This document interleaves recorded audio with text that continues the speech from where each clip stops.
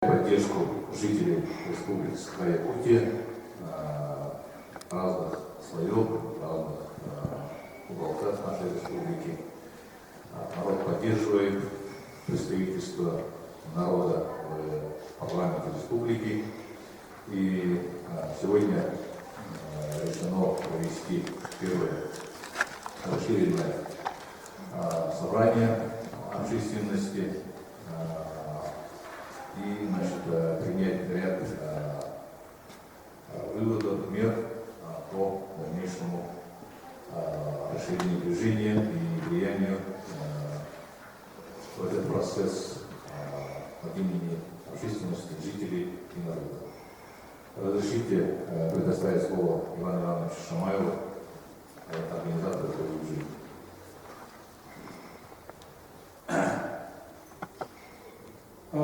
Добрый вечер уже, да, можно сказать. Еще вечер, уважаемые коллеги. Так, начнем наше собрание движения общественности, которую мы назвали Илкимен 70, и чтобы было ясно, какой вопрос мы ставим. Теперь, что мы имеем? Сначала было обращение, которое вот на столах есть, если не хотите, я могу отправить. Вот обращение уважаемых жителей республики, уважаемых народных депутатов, подписанное 12 членами инициативной группы. Ну, члены инициативной группы почти все здесь присутствуют. Да? Вот. Потом, какого числа это мы здесь собирались, кто не помнит? Вот инициативная группа плюс 25 марта мы здесь вот на этом месте собрались и провели, собрались и решили, что мы организуем движение Илкимен 70. Вот это второй шаг. Так? Теперь сегодня третий шаг. Считаю, что вот это движение уже есть. Мы уже проводим уже собрание движения Илкимен 70. Так? Дальше. Сразу я скажу, чтобы не забыть. Вот на столах есть два вида подписных. Вот, значит, один очень короткий, вот это фактически по предложению Александра Жуковского. Здесь на листе, значит, лицевая и это письмо тоже можно, вот те, которые собирают подписи, могут брать с собой. Так, дальше. Ну, это уже есть, был вариант адресового с тем же письмом инициатора. Отдельное письмо, которое мелким шрифтом, значит, распечатано. Хорошо.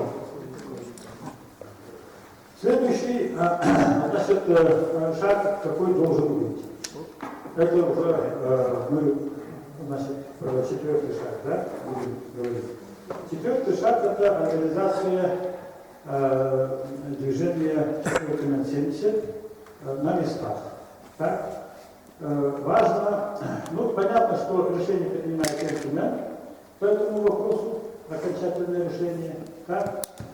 И, значит, на местах население, избиратели должны обратиться к, значит, допустим, депутату, вот, который с нами, допустим, присутствует, с обращением поддержать нас вот в этом вопросе. Так? Дальше, вот это обращение, значит, и сейчас вот эти группы, ну, немногочисленные, организованы в 4 вильнюсских, 5 заречных, 3 центральных, 3 центральные, я имею в виду, значит, Ангаласский, Намский и Горный Вильнюсы. Значит, организована группа, значит, еще и в других северных вузах и в промышленных вузах. Но они, надо признать, такие пока некоторые очень маленькие. Так? Вот. Теперь, значит, следующий шаг должен быть таким. Следующий шаг должен быть таким, значит, что на местах люди должны написать обращение сами своим депутатам. Это вот я почти повторяюсь, так? Вот. И там сначала, вначале они не могут собрать много подписей, 10 подписей, хорошо, 5 подписей, ради бога, так?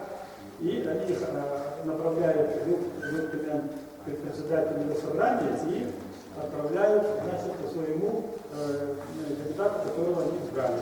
Можно в партии, можно, так сказать, одномандатнику. Так? И еще там же обращаются, давайте мы соберем подписи, сотнями, тысячами соберем подписи. Это вот следующий ход, который он еще и не начал. Так, вот текст, только мы готовим. Да? Теперь, какие УМУСы обратились к своим депутатам? Это, во-первых, Мигина Кандаласский, авторы письма здесь присутствуют. Да? Ответ есть, даже, значит, ответ имеется, вот, например, на письмо, значит, наших товарищей, значит, и они обратились к своим депутатам. Так, следующее письмо есть письмо Вилюйской группы, так, инициативной. Там очень, значит, большая группа Вилюйские. Вот, и теперь, как мы, значит, видим сегодняшнюю нашу работу? Сегодня, значит, вот в таком, так сказать, достаточно солидном формате мы встречаемся впервые. И хотелось бы все-таки, значит, выслушать мнение. Здесь, значит, многие считают, что надо сохранить 70. Это количество депутатов, но присутствуют и те, которые значит, считают, что можно меньше депутатов. Пусть и они скажут, да? Вот. Дальше, чтобы я не буду, наверное, выступать по сути вопроса, потому что многие об этом будут говорить, и я принимал участие написали вот эти тексты. Вообще, значит, и раньше выступал по этому вопросу. Я считаю, что мы должны сохранить 70. Так? Вопрос, значит, в каком соотношении должно быть количество одномандатников и количество партийного депутатов по партийному списку, это, я считаю, следующий вопрос. Это следующий вопрос, вот, который тоже, конечно, надо будет решать. И тут у нас уже здесь будут разные точки зрения, и поэтому мы не должны, так сказать, рассыпаться по вариантам. Так? Вот. Я хотел обратить внимание на одно обстоятельство. Вот проект закона в общем есть, я разлаживал и да? Это вас. Ага. Ладно, значит, я пока не расскажу. Там речь идет о статье номер. Статья 55, часть 2. Да. И вот там, значит, пишется, что значит, там прописано, что всего должно быть депутатов 48.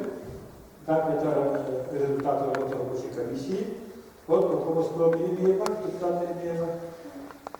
Так, и также прописано, что партийный список это 12, и значит 36 это значит по округам, по одномандатным округам. Так? Ну, тут, наверное, все знают, что значит 36. 35 мы сохраняем, 35, значит, мы сохраняем, считает, значит, эта комиссия, и один округ, это добавляет одномандатный округ в городе Якутске, считая, что количество жителей увеличилось. Вот так. И вот они считают, что составители вот этого варианта считают, что это хорошо, потому что значит, люди будут не волноваться, нарезанные округа не будут тронуты. Вот так, да?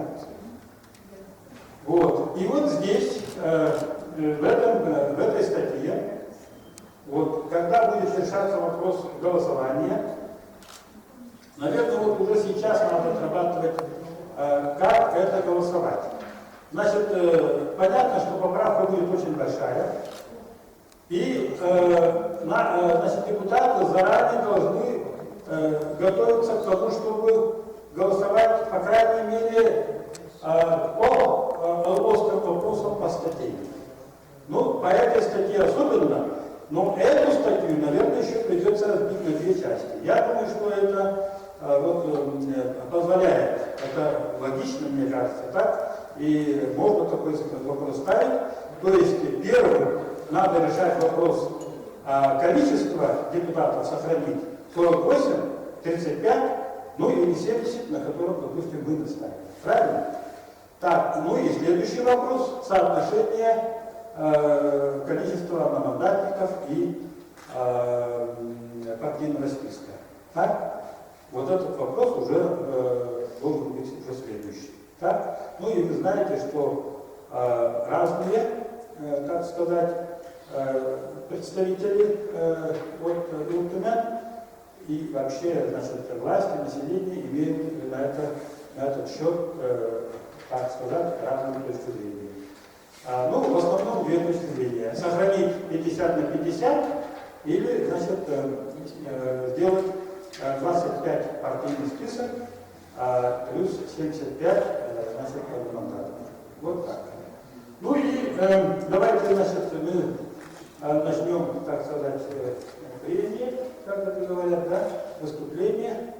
Вот, ну, кто хочет, уже готовьтесь, мы ничего заранее, значит, в списке выступающих не готовились.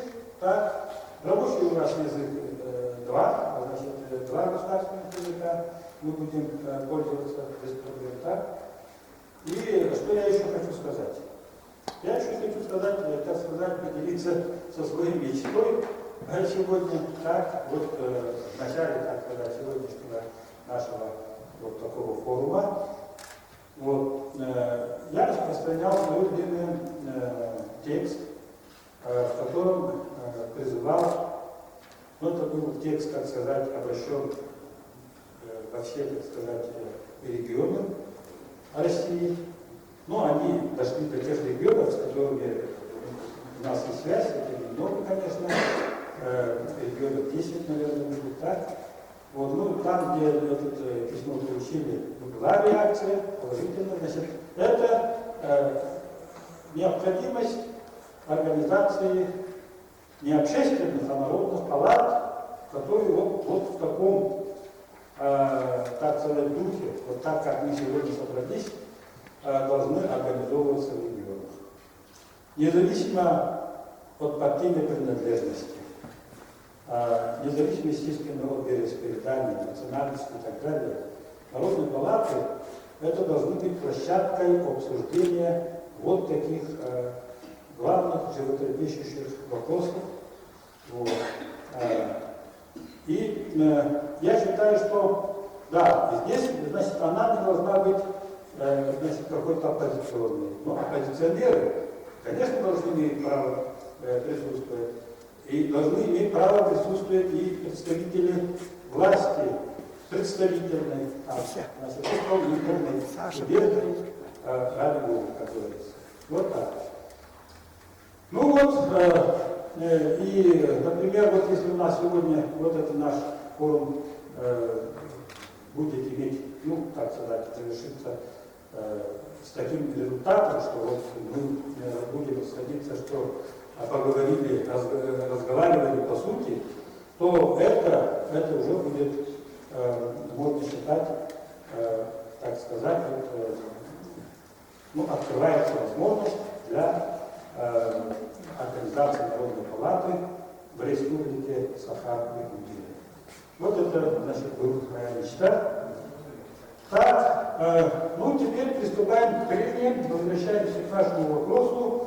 вот Илтумян, каким он должен быть, кто хочет выступить, пожалуйста. Раз. Иван Иванович, у меня вопрос есть. Вопрос можно? Ага. Иван Иванович, скажите, пожалуйста, вот какая-то предварительная работа с правительственными партиями, фракциями парламента проводилась или нет, и кто сегодня присутствует в этом зале представителей политических партий? Отличный вопрос, так? Так, значит, как вы видите, да, вот в этом письме подписали председатель фракции партии «Справедливая Россия» Григорий Юрий Иннокентьевич. Так? Подписал Парахин Гаврил Павлович, председатель фракции УДПР. То есть мы будем считать, что две партии, видимо, в основном все-таки будут поддерживать. Так? Я знаю, что члены коммунистической партии, КПРФ, они тоже поддерживают значит, тезис части 70 депутатов. Так? Но пока значит, нам не удалось получить организованного, то есть, допустим, от председателя фракции мне не удалось получить подпись, так? Вот. Но тем не менее, значит, часть коммунистов поддерживает. Ну, здесь присутствуют члены партии. Вот мы приглашали, значит, ЛДПРовцев, так, и приглашали партию Роста. И они пришли сами, большое спасибо, так, вот, очень хорошо. Так, КПРФцев, значит, должна подойти. Здесь я. Здесь. Вы здесь, да? Здесь я. Да. О, как хорошо, значит, вот, Роза. Роза Васильевна Солнышкина. Ага. Солнышкина. Ага. Куда? Да я здесь сижу. Нормально я сижу. Вас там не видно. На солнце надо. Ну вот я ответил, да, на ваш вопрос, спасибо. Так, добрый вечер, участники форума. Я, как избиратель, вижу одну большую несправедливость, деление избирателей по округам от численности населения. К примеру, арктические вузы, 4 вуза имеют только одного депутата. И вот я считаю, это ущемление прав избирателей. Вообще, я придерживаюсь такого мнения, что каждый вуз должен иметь своего депутата, независимо от количества населения. И город Якутск тоже должен иметь одного депутата. Из города Якутска сейчас, по-моему, 16 депутатов. Из города Якутска. Вообще из Якутска, вообще со всех этих вузов должен быть обязательно представитель органа, обязательно должен быть представитель. Я настаиваю на этом. И смотря в новую редакцию, 48, в принципе, я считаю, что количество по партийным спискам уменьшилось, это тоже неплохо, количество одномандатников увеличилось. Но в этом направлении надо двигаться, раньше как было, 35, но это вообще было неправильно. И было в защите одной партии, а сейчас более-менее, нормально, распад пошел более нормально, хороший, вот в этом ключе надо двигаться. Но я так считаю. Продолжение. Здравствуйте, коллеги. Меня зовут Тимошенко Сергей Владимирович, я председатель партии Роста. Афанасий Павлович про меня с языка снял, я только записал, что в каждом районе должен быть как минимум свой депутат, то есть не привязываться к численности населения, тем более географическое расположение, дальняя удаленность, труднодоступность, то есть как можно 4 округа объединить, которые там в арктической зоне, которым добираться, то есть можно только с одного округа в другой, только через Якутск. А учитывая стоимость билетов, сложно, то есть как добрать, то есть депутатов, если не имеешь свой вертолет, самолет, то это просто невозможно, или не имея административный ресурс. Поэтому мы тоже считаем, что в каждом районе должен быть свой депутат, вне зависимости от численности населения. Плюс в Жатае свой депутат, и плюс от Якутска это уже получается 36 одномандатных округов как минимум.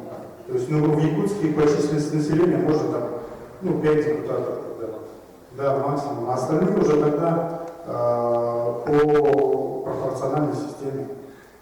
То То есть вот это наше видение такое. И, то есть и работа Тумана не зависит от количества депутатов, то есть уменьшения, да, а зависит от качества депутатов. То есть наше видение еще такое, что, не знаю, как вот Туман это примет или нет, но от района баллотироваться необходимо, чтобы человек, проживающий в этом районе, который будет действительно представлять этот район и отстаивать интересы жителей этого района, а не так, как в Якутске назначили, вот ты будешь представлять этот район. А ему там ни разу не было, ему там все равно, какие чаяния у людей, проживающих в этом районе. Вот это наше видение такое, нашей партии. Ну, во всех развитых странах депутаты избираются только по партийному списку. Значит, нам надо перейти, не только сохранить 70 мест, но надо перейти именно по партийным спискам, и желательно с каждого района. Что если даже район имеет там 20 тысяч жителей или 1000 жителей, должен быть свой депутат.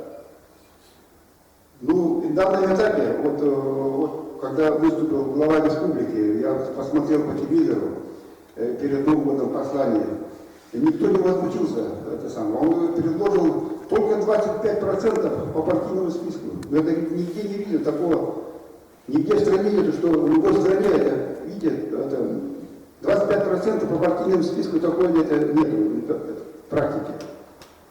Я даже удивился, это почему не противились этому, не возмущались, особенно депутаты Единой России, которые вот довели Тюмень в течение последних 3 созывов вот такому состоянию. Если вот согласятся на это, вот на 40 сколько там мест, или что, надо это самое, этот Тюмень досрочно надо распустить, ну и выборы, что должны пройти это заново, мое мнение. Спасибо. Спасибо. По ведению замечаний.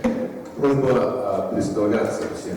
Хорошо? Спасибо. Мы друг друга впервые видим некоторых. Вольгер Григорий Васильевич, ветеран партии и ветеран Другая Республики Сахалин-Бурге. Так, дальше.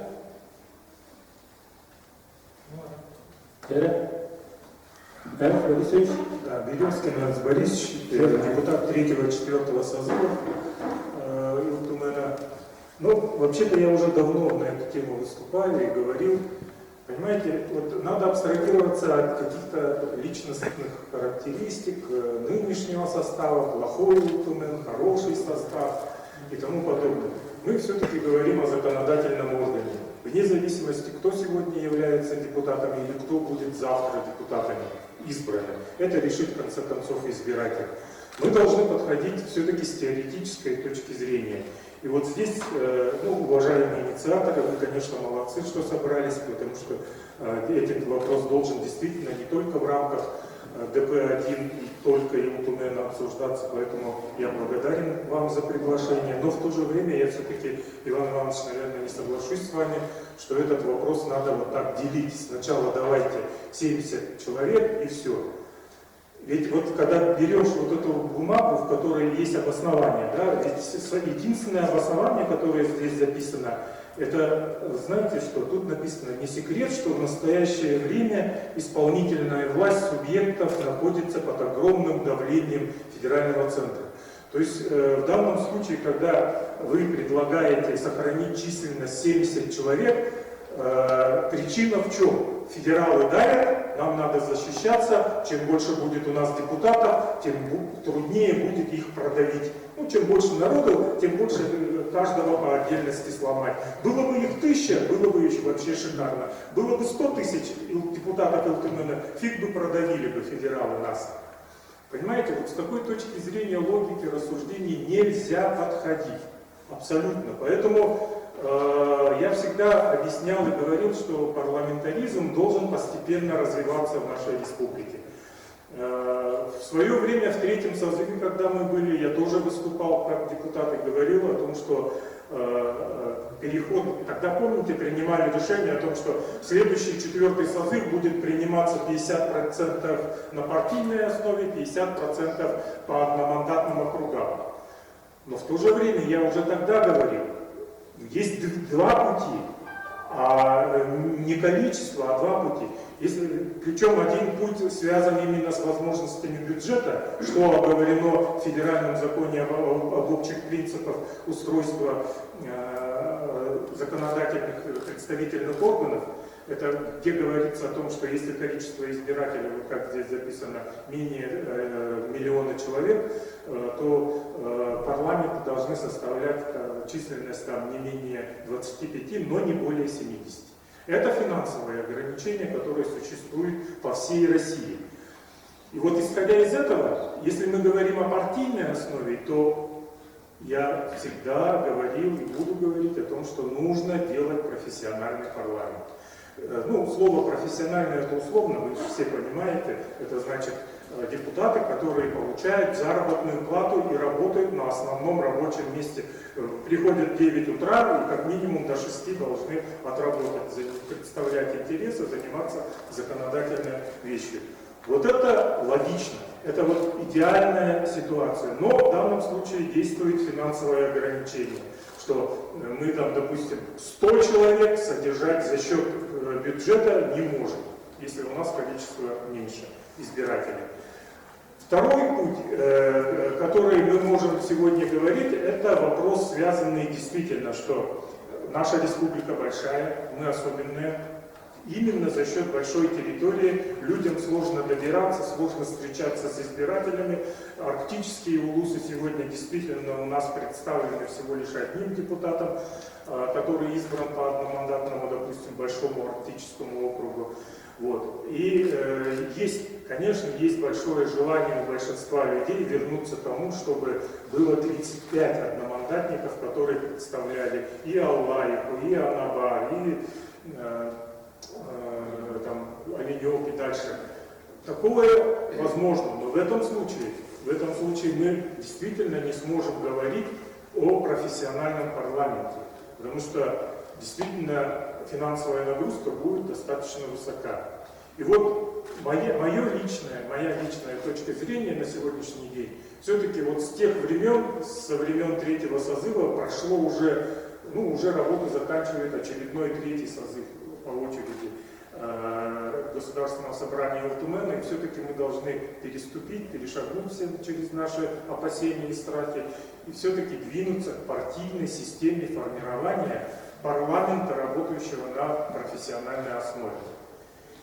И то, что предложил Айсен Сергеевич Николаев и Илгархан вот перед Новым годом, на самом деле это какой-то вообще нонсенс, это белиберда. То есть он говорит, давайте мы сократим до 48, из них всего лишь четверть будет избираться по партийным спискам, остальные одномандатники. Но это он говорит с точки сиюминутной выгоды для того, чтобы обеспечить опять конституционное большинство депутатов «Единая Россия», потому что понятно, что по партийным спискам они не наберут 50%, поэтому лучше сократить количество депутатов, собираемых по партийным, избираемых по партийным спискам, и за счет одномандатников увеличить долю депутатов от «Единой России».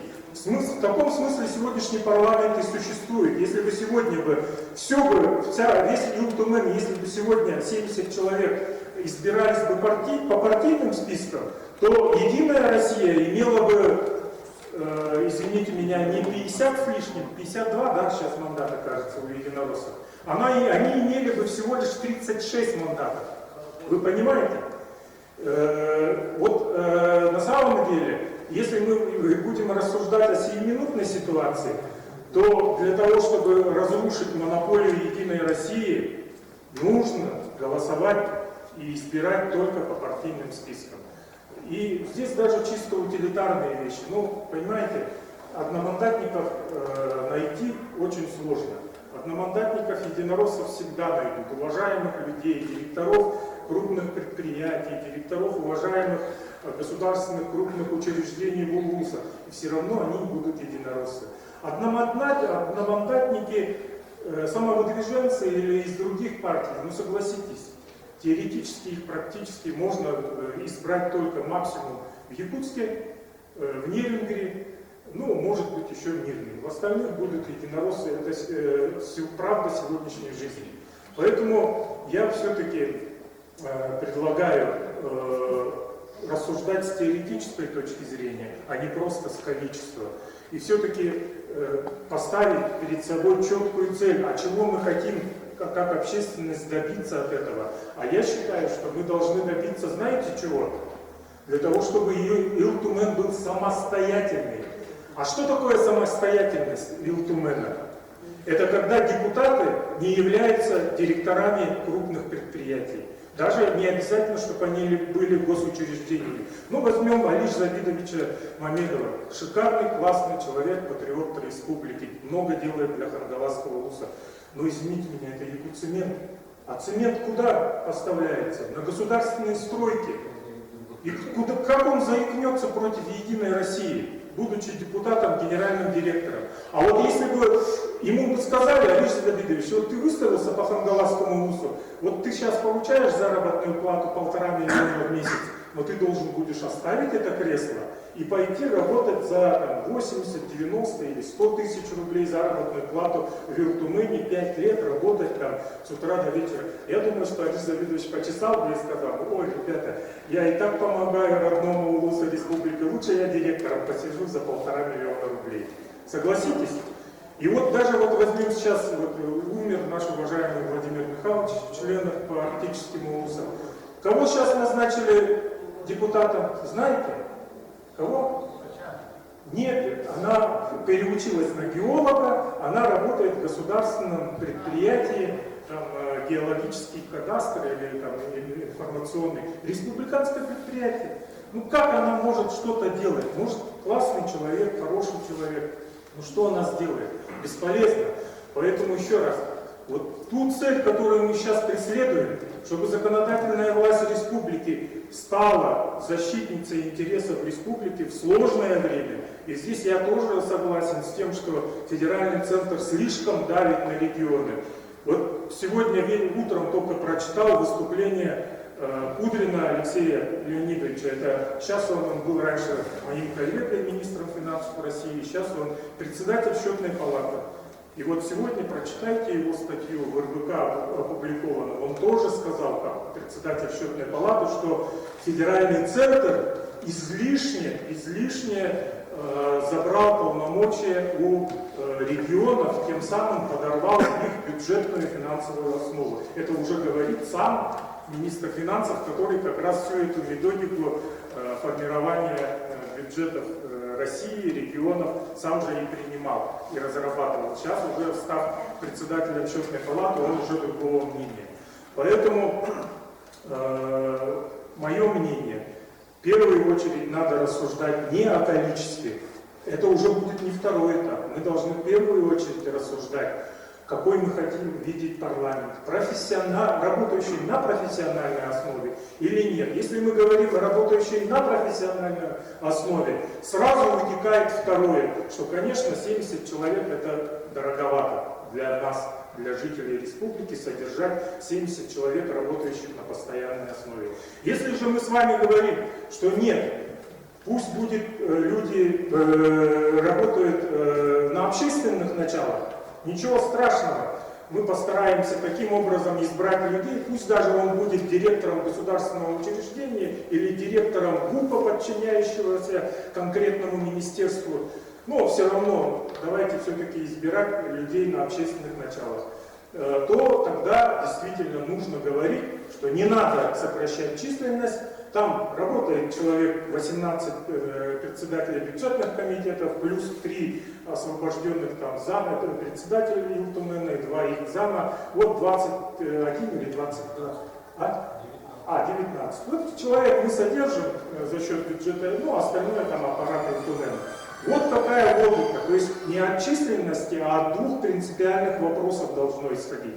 А вот когда вернемся ко второму вопросу уже, возникает следующий вопрос: по партийному или не по партийному? Вот то, что предложил Илдархан, однозначно неприемлемо. Я вот категорически против такого предложения: 25 на партийной, 75 одномандатников. Это ересь. Действительно, такого нигде нет. И это шаг назад от парламентаризма. Вообще, это просто деградация парламентаризма, то, что предложил он. Поэтому, наверное, я долго-долго говорил, но еще раз немножко констатирую. Первую позицию мы должны определить: профессиональный или непрофессиональный. Если мы говорим профессиональный, то надо сокращать численность. Второй уже вопрос, это по какому принципу избирать, по партийному или одномандатным округам. Если мы говорим о том, что мы делаем профессиональный и количество сокращается, то только партийный должен быть список. Почему? Потому что действительно в сокращенном количестве мы все улусы вот так дословно не сможем представить. И поэтому партии, вот пусть избиратель, он уже, кстати, и привык все-таки на партийную принадлежность уже люди смотрят. Ну, правда, они смотрят сейчас с призмы такой, лишь бы и не единорос, но, может быть, единороссы когда-нибудь станут хорошими, и люди будут говорить: ой, давайте голосовать только за единороссов. Но это, конечно, сиюминутные вещи, но мы сейчас должны все-таки рассуждать теоретически. Понимаете? Вот я попросил бы и предлагаю дискуссию начать с этого, а не с численности. Спасибо.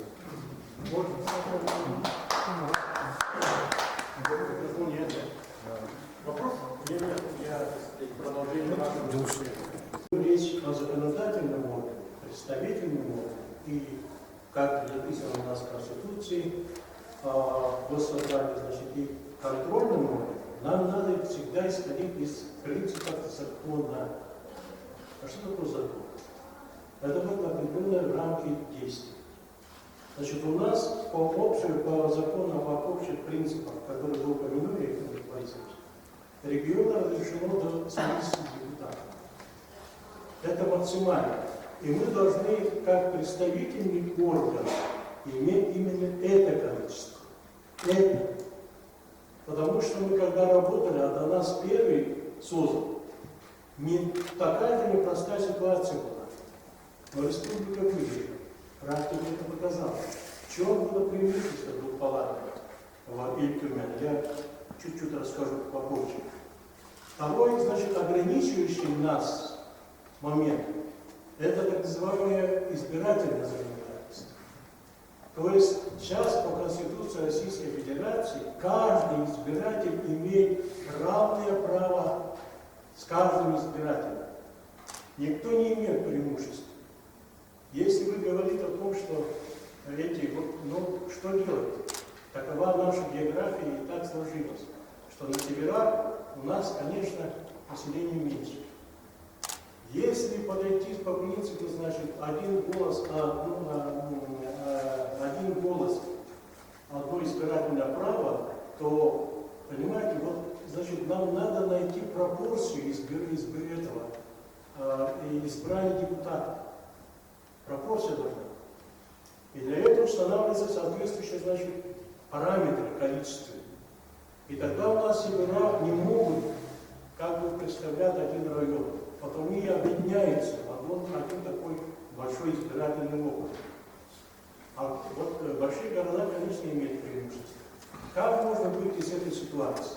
Имея такие, понимаете, принципы действий законодательства Российской Федерации. Притом, я хочу подчеркнуть, по избирательному законодательству, это законодательство имеет прямое действие на всей территории Российской Федерации. Прямое. Если мы вот свое желание будем говорить по поводу того, что мы именно с каждого улуса был депутат, прокуратура тут же станет и скажет, что у вас не действительно, понимаете, определены избирательные округа. Ущемляете права других избирателей. То есть один избиратель, условно говоря, Малаховского района, он будет представлять, понимаете, голос почти 20 или 30 или 50 или 100 избирателей. Кто согласится с этим? Это всем понятно. Выход только такой, мне кажется. Не надо выдумывать и придумывать.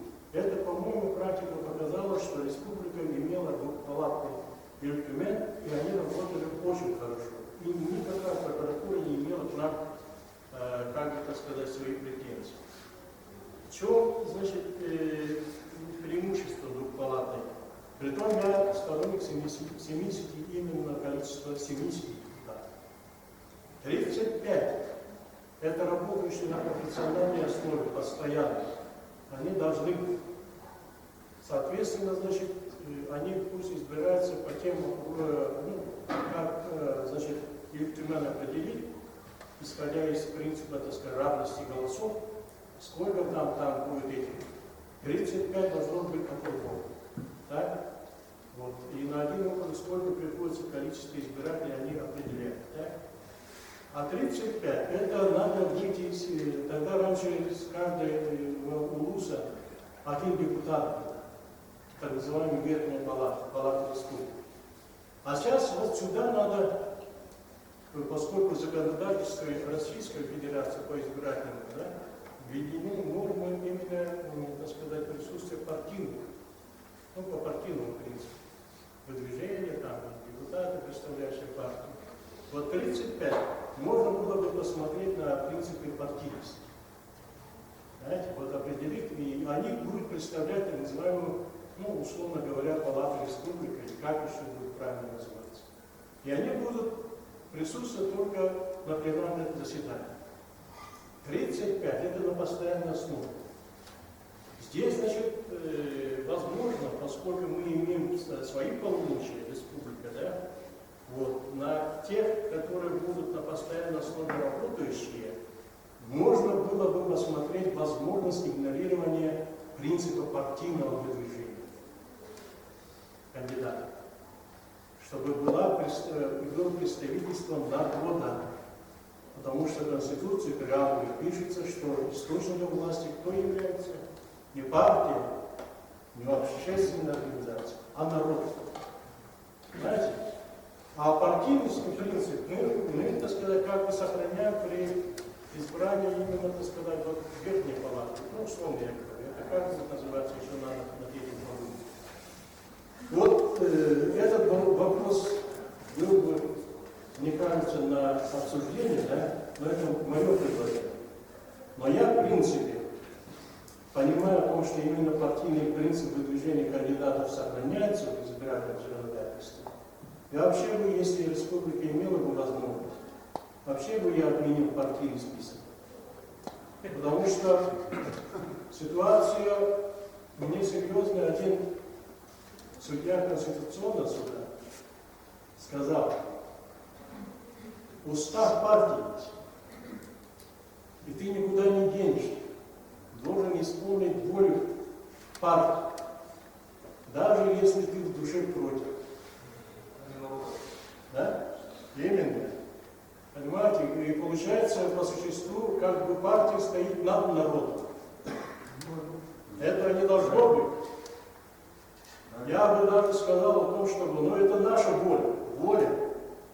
Именно вот соответствующий, так сказать, орган. Что мы именно можем, чтобы олигархи не были, в том числе. Потому что партия, она же будет финансироваться за счет определенных, так сказать, толстосумок. Заинтересованы они таких имен. А надо общественных организаций, которые проявили себя на уровне, там, скажем, республики или ВУЗа. Там, где именно стекается общественное мнение народа. Но это вопрос, который я просто, так сказать, сырой, я понимаю, только озвучиваю. Вот тогда республика была бы особенная в своем избирательном законодательстве по формированию вот, представительного органа. Особенно. При этом не нарушается никаких, понимаете, вот, грубо российское законодательство прямого действия. Спасибо.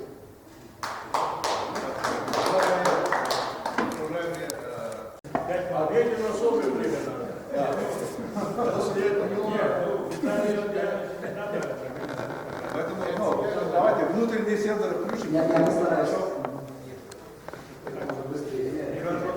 Здесь как раз вот депутат второго слова выступал. У нас действительно же это вторая крупная реформа парламента, которая намечается. Первая у нас была почти 20 лет назад, когда двухпалатный парламент был превращен в однопалатный. И у нас тогда по факту был профессиональный парламент, нижняя палата, и было представительный парламент, это была верхняя палата.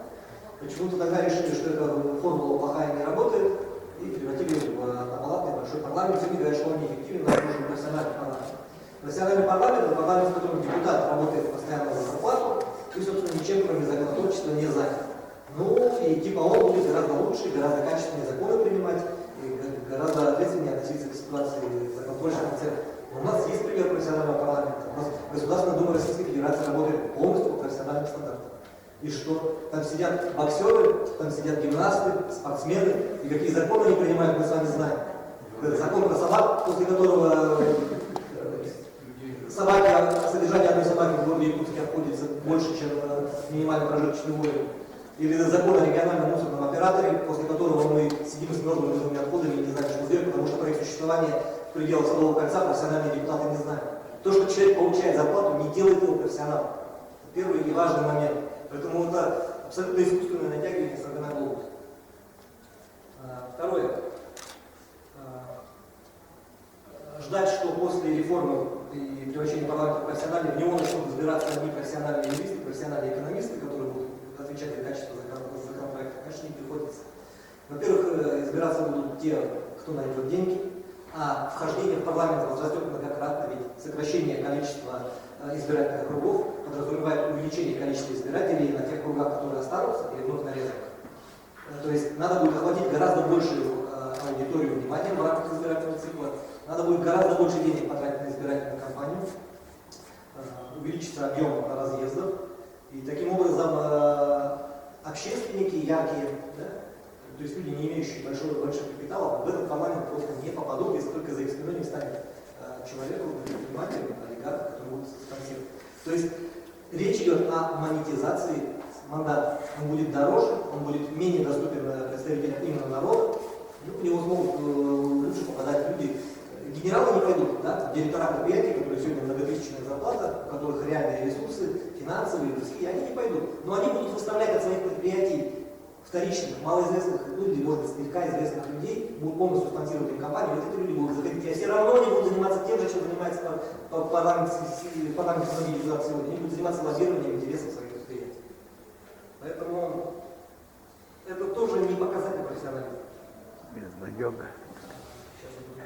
Не сбиваться с мысли, ну, конечно, нарушается принцип представительства. Да? У нас 35 улусов, 34 улуса, 2 городских округа и 48 мандатов разделить на республику, кто-то все равно будет определен. Причем либо нарушится принцип социальной справедливости, в городе Якутске проживает более трети населения республики, значит, в городе Якутску должна отойти более трети всех мандатов. Такого не сделают. Либо город Якутск обделят, либо обделят Арктику, там где 70 тысяч человек проживает, на 13 улицах. И как решать вопрос представительства? Он не будет решен, к сожалению. Далее.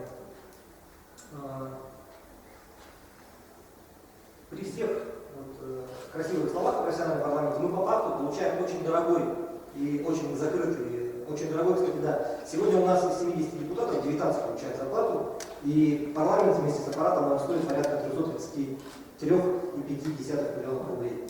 Это до последней корректировки было, может быть, сейчас цифры изменились, но когда я смотрел, было 333,5 миллионов рублей. Это дорого. Профессиональный полностью парламент, где все будут получать зарплату, и аппарат, конечно, сократится, но незначительно. Будет обходиться республике уже в 650-670 миллионов рублей, если не больше. Он просто вырастет в содержании, потому что надо платить людям. Депутат имеет статус на уровне министра, и зарплата у него соответствующая.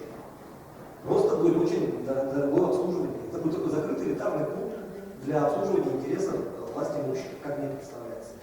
Если хотите реальный парламент, профессиональный, который будет работать за интерес людей, делайте по-другому. Во-первых, 5 способов сделать текущий парламент профессиональным. Во-первых, примите закон о наказах избирателей, чтобы и обещания, которые кандидаты дают в период выборов, и последующие наказы от населения должным образом оформленные принимались в исполнении. У нас сегодня депутат выбрался, и все, хоть трава не растет.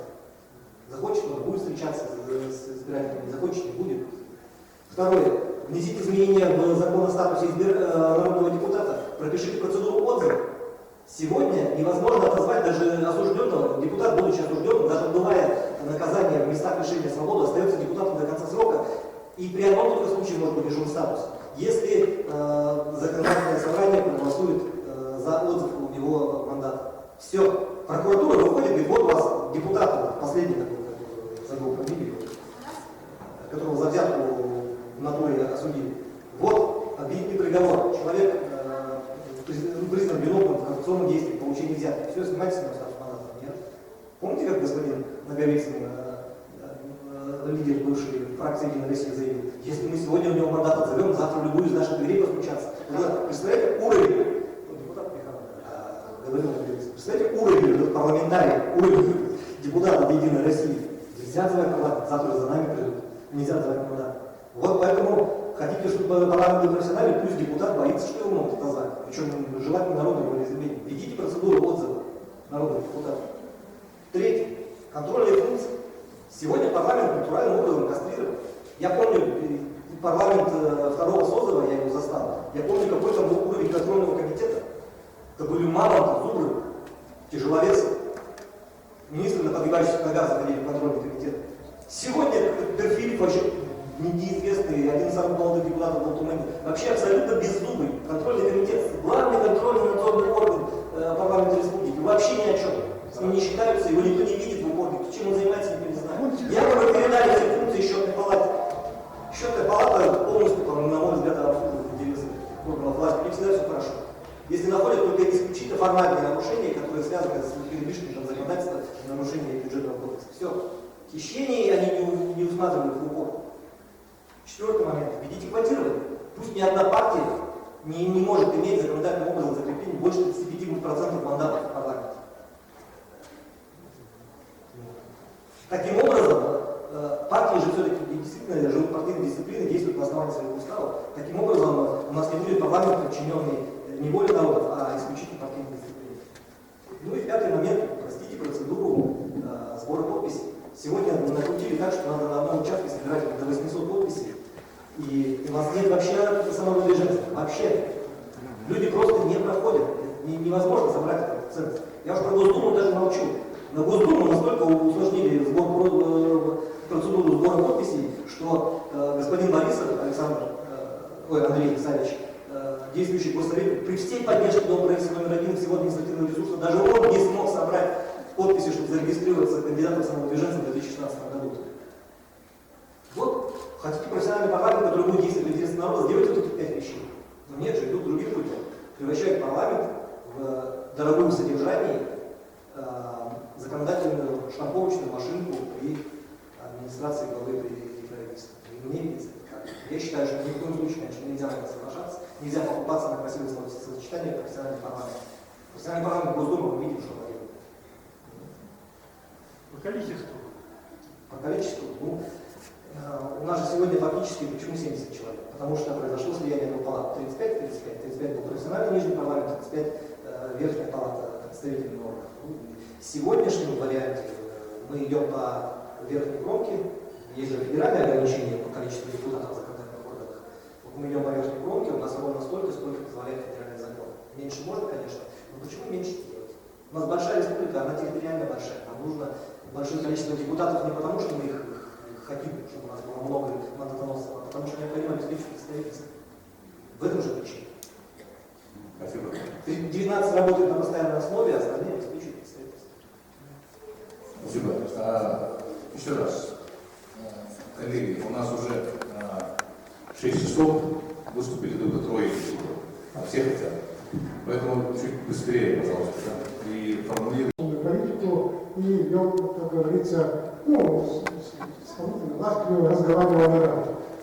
Так вот, нам надо в первую очередь понять, вот для чего эти изменения? Вопрос. А ответ очень простой. Тенденцию видят, товарищи. Какая тенденция у нас? Значит, падение авторитета Единой России, правильно? Значит, вот сейчас выборы пойдут осенние, потом еще выборы пойдут. А Евгений выбирать главу, правильно? Потом Евгений будут выбирать через главу, да? 2,5 года. И вот там уже, значит, это падение Единой России достигнет своего определенного, значит, точки, минимума. И тут умные люди сидят, они четко понимают, что если при сохранении такого количества депутатов по партийным спискам, они окажутся, значит, грубо говоря, в одном месте, правильно? И поэтому сейчас думаю, как бы это сделать, действительно, по одномандатникам они закрепят за каждым участком олигархом местного предприятия, поэтому там они возьмут. А тут-то по партийным спискам-то могут проиграть, там до других партий могут проиграть. И поэтому они хотят уменьшить до 25. Вот главная цель. И поэтому вопрос семейский, почему я тоже хочу, пришел на это совещание, и хочу, чтобы 70 слов осталось, чтобы вот эта партийная часть, чтобы сохранилась. Понимаете, да? И в этом, если нормально будем работать, то, вот как я сказал, то по партийным спискам у нас попадет больше чем единороссов. Понимаете, да? И тогда парламент, когда парламент становится абсолютно управляемым? Вот я свидетель конкретно сижу, я первый вот человек, который вышел с Единой России, оставить там, это самое, как его, с партией. Единая Россия, я был за времен Шизарова, значит, и так далее. Мы, Михальчука, значит, вот когда 222 законом воевали, да, и вот Единая Россия наша, вот наша, республиканская Единая Россия, она действительно воевала. И наш президент Штуров, честно говоря, вместе с Шаймиевым, вместе с Лужковым, вместе с этим Хабаровским и так далее, Петером писали против этого закона. Против этого. Я лично, вот под командованием Западова, ходил по России в гостинице и собирал подписи вот тех регионов, которые голосовали против 222 закона. Это супер закон, если не помню. То есть одним законом они изменили тысячи законов, значит, поправки сделали. И отобрали все полностью с этих регионов, даже личные отобрали. Я не говорю о там, двух ключах принципа и так далее, которые мы полностью забрали. Весь лесной фонд, весь клеток оставить только нам что, значит, убегать туда, песок и так далее. Вот тогда они придумали вот этот механизм. Они заставили всех глав регионов, значит, да, вступить в эту Единую Россию. Когда главы исполнительной власти входят в этот парламент, туда входят все уже, за ними, всех руководителей всех группов, всех, значит, учреждений, всех унитарных предприятий, понимаете, да, все туда вошли, все директора школы тогда. И когда они взяли административную власть, захватили, да, полностью, это партия, она и тогда выдвинула идею о 50%. Конечно, они там почти сколько забрали, сейчас надо было изучить, когда они в 93-2005 году полностью захватили эту самую. Так вот, смотрите, как идет голосование, еще раз говорю, тут два ситуации. Вот ты сидишь, значит, как его, руководитель фракции говорит, вот, по тем вопросам, которые повестки, сегодня собираются. И все собираются.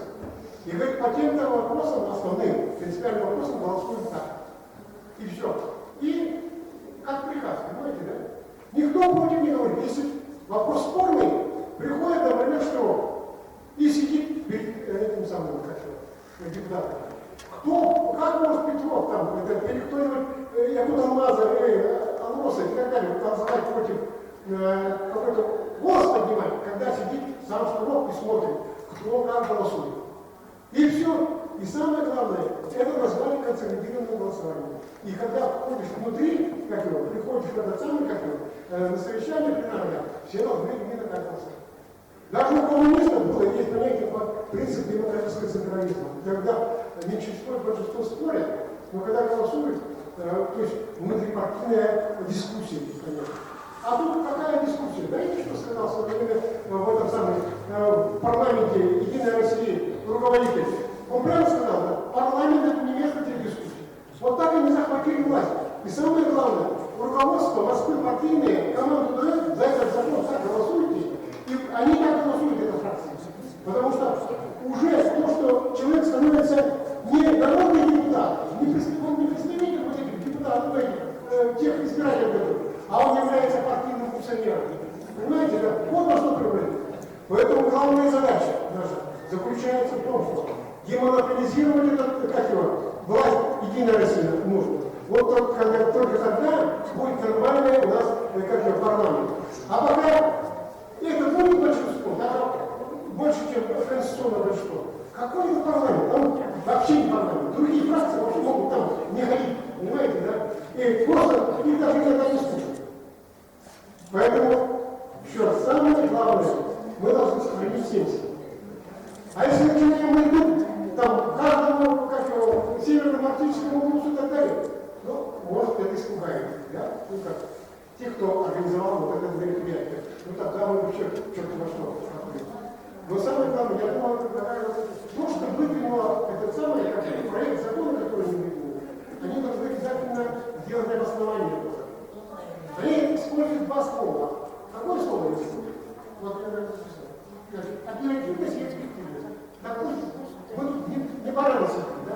Пусть, значит, Еремеев напишет на бумажку за 2 листах, значит, оперативность и эффективность как улучшается при, значит, такой структуре. 35 плюс 20. Так вот, в любом случае мы докажем, что это не так. Потому что вот так, чисто если бумажно, статистически и так далее, он не может доказать, что это эффективно работает. Эффективно работало, что федеральные законы, я не знаю, сейчас, как вы называете, на компьютере сидят. Это мы тогда еще с десятилетиями понимали, когда по телефону, да, как по аксам это управляли, что решение по этому закону, по федеральному закону. А что у нас? Очень много своих законов, что ли, да я не думаю, в основном там сидят эти федеральные законы, правильно, да, для которых надо собираться, которые требуют времени. Значит, в течение федеральных законов у них есть государственный совет составит. Вот. Это и тогда мы создали, требуют. И вот совет уже потом начал рассматривать. И все. Какие проблемы связаны с законом? Да и видите, как они рассматривают. Вот сессия сегодня завершила работу. В блок федеральных законов. Вот целая куча оптом, не глядя, не читая. Вот видите, даже так. А в наше время каждый комитет свое предложение давал письменно. Значит, и, по крайней мере, значит, и прикреплял к нему это самое, как то, что аксом член комитета нам проголосовал. Поэтому главное наша задача – это сохранить 70. Вот увидим. Я думаю, если они поймут, что вот такое предложение, делайте предложение через ваших депутатов, давайте каждому устам и так далее, то, я думаю, они поймут и дадут отступное. Цель главная заключается в том, чтобы выбрать опять же управляемый парламент, а потом, значит, внести изменения в то, чтобы глава республики выбирался этим парламентом. Вот и все, о чем думают. Правильно? Главная цель задача в стратегическом плане. Поэтому давайте, мы должны требовать от народа, просто пишет, ну, вы не можете написать, вот Единая Россия, вот это самое, какие вещи прописать, не будем, правильно, если поэтому, а сами должны понимать. А народ просто пишет, значит, о том, что хочет 70, и все. Значит, и тогда, в любом случае, вопрос станет, даже те депутаты, которые, я думаю, сейчас избраны, но они, наверное, хотят, чтобы старые силы сохранить.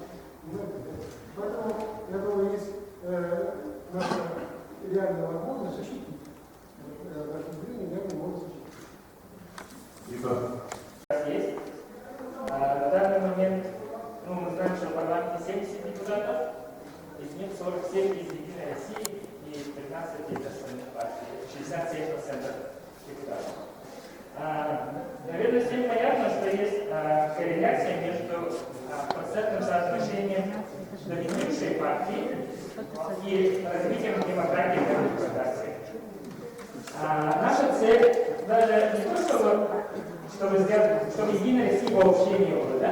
Наша цель сделать так, чтобы в нашем парламенте была политическая конкуренция.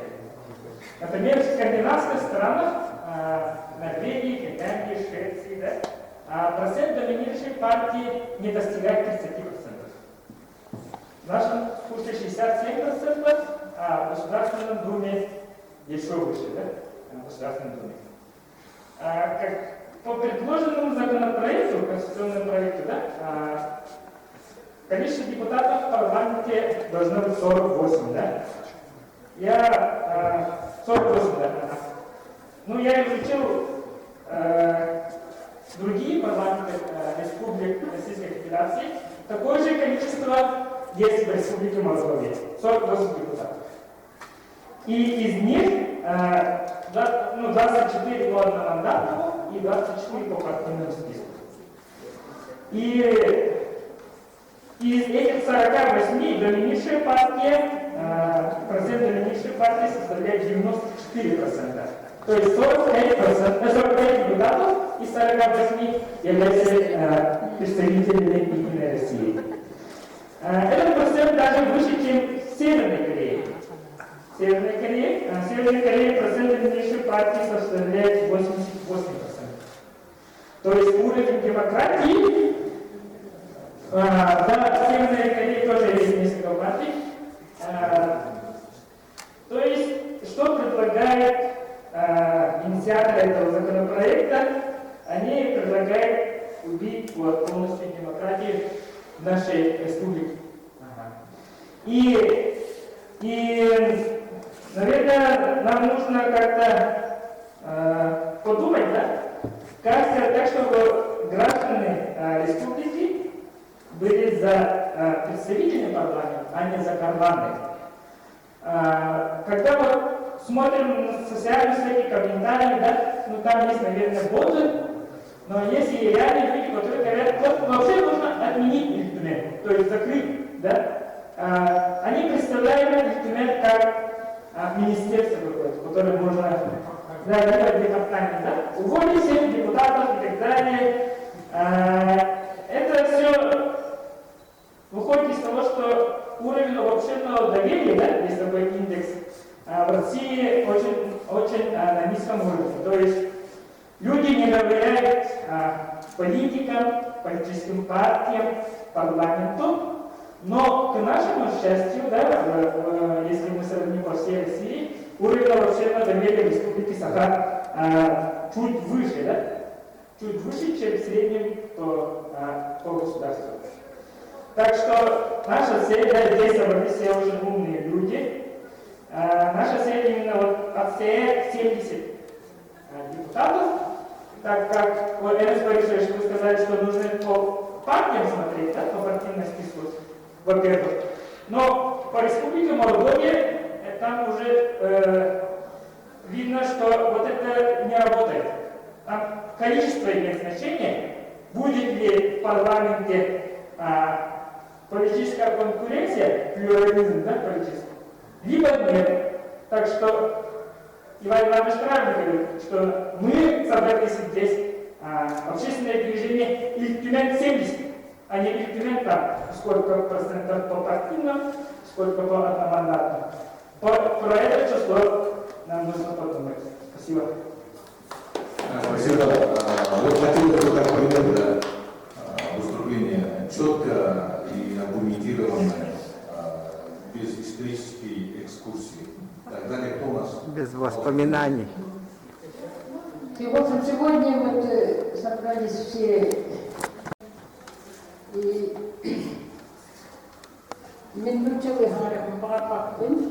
Нина, те, кто выступали, те, которые русскоязычные наши присутствующие, уже живут в нашей Якутии уже много лет. И мне кажется, они уже давно пора им понять наш язык, овладеть нашим языком. Например, все-таки историю я говорю, потому что к нам приезжали московские девчонки в стародавние времена, и они быстро, за 3 месяца, свободно говорили, уже объяснялись с нашими стариками и лечили их, и не давали нашим жителям страдать от таких тяжелых болезней. Им помогали они. Вот поэтому я всегда говорю, значит, вы живете в нашей республике, будьте добры знать наш родной якутский язык, хотя бы понимать. Это было на плохо. Бига республика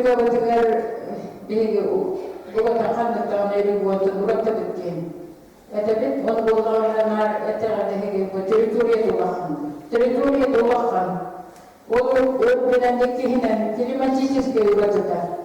Хас градус пиехамана туере. Он учет тохана. Еще на была Бига республика Бекуруп. Тогда он дохтеха хайспат салат на джарканарате. Хетта агасарас сала улегивете. А тогда региональный год мураты. А и промышленность, тоже улахан промышленного уемного работу били. Ой, билен, депутатlar ayaklarına bu yollardan da profesyonel buluşlara bu учетlarına ilerleyenler bir usluk o вопрос olan kimin hangi. Ikinci bolan bir otobüste bütün bir hokuklarına bir zona vardıkları o günlerler Mesnikov bu Vasiliy Alexandrovich Ülelerde yine hıncara minun olur yapını. Он какая-то bir самоуправление комитета председателя было на округном капсите. Он там, она население было коренное. Бата Ханна самоуправление был дигнату великий пророченцу, маны полох тахтин был капсиан. Оли бәрді чугайды кырылдан тұрын капсиан, оны олық окилдерен бағаран тұрын үләді әрәкте, ол күнен баран бітігірді. Жәрді баран қалды. Ондан білігін болағына Türk'ün ağası депутаты халдардақтарына өсі бары округтар біле сулат яқтақты.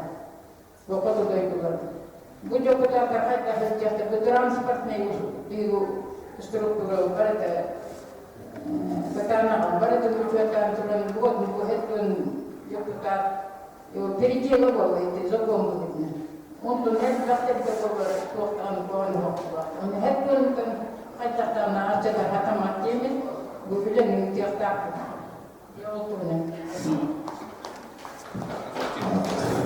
Добрый день, Константин Федоров.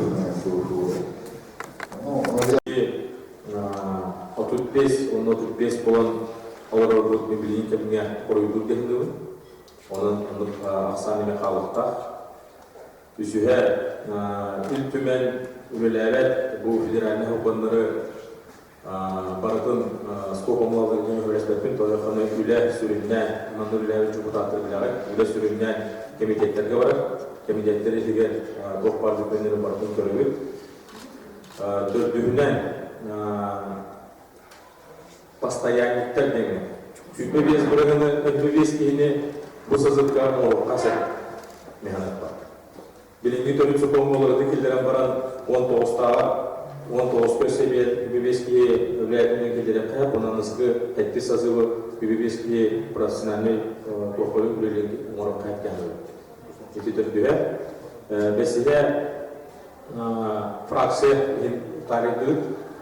Ил түменге фракция қартығын проганылықтағын бігеге регламентіне келдерін бітнемеге. То есть мы можем это включить в регламент Алтумена для того, чтобы понять и дать возможность другим фракциям не доминировать в Алтумене, а прямо уже можем принять в регламенте Алтумена ограничения по количеству членов фракции. Это уже можно сделать. В-шестых, касательно представительства функций, да, это действительно надо сохранить, это однозначно. Почему? Потому что если взять, допустим, 90-е годы или начало 2000-х годов, законодательная часть Российской Федерации, да, законодательская часть, она не совсем была зарегулирована. Сейчас очень много законов, очень много, скажем так, уже охваченных сфер, поэтому в большей степени сейчас требуется, чтобы действительно парламент был представительский.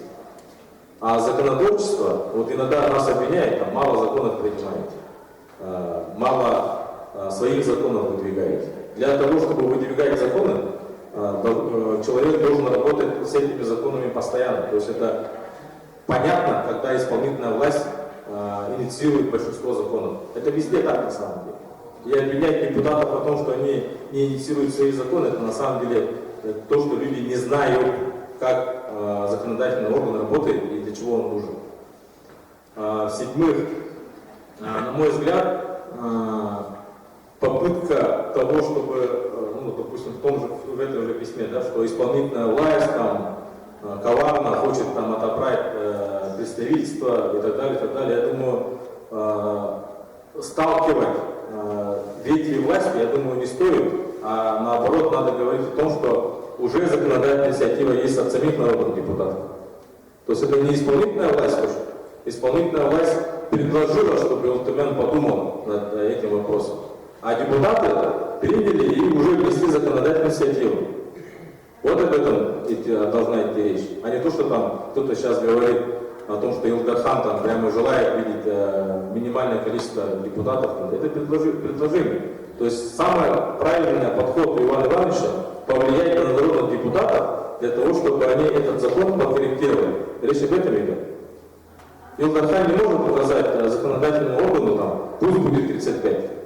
Депутаты принимают и влиять на народных депутатов.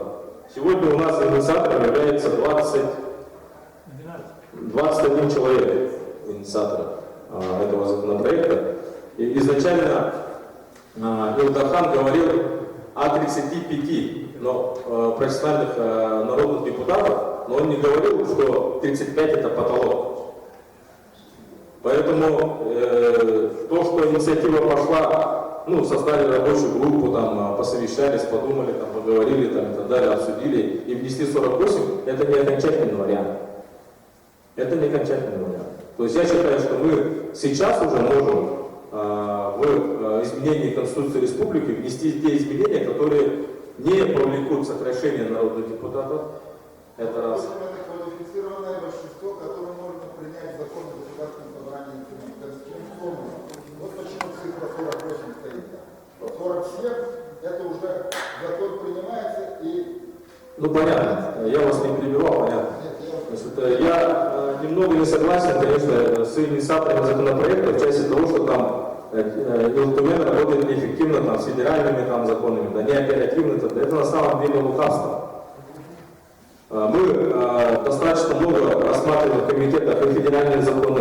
Мы спокойно собираемся, форум мы собираем, это тоже не проблема. По федеральным законам у нас есть Госсовет, который тоже оперативно собирается. У нас в регламенте указано, что Госсовет имеет право постановление принимать по федеральным законам. То есть никаких проблем здесь на самом деле нет. Это надуманная причина повысить оперативность и эффективность. И в конце хочу сказать. Я, как народный депутат, если будет законодательная инициатива с вашей стороны, ваше общественное движение, готов его поддержать по сохранению 70 народных депутатов. Я готов поддержать, но вот в части соотношения 25% по партийному списку и 50% сохранить. Я думаю, что все-таки надо сохранять тот параметр, который у нас есть. Махтал, спасибо.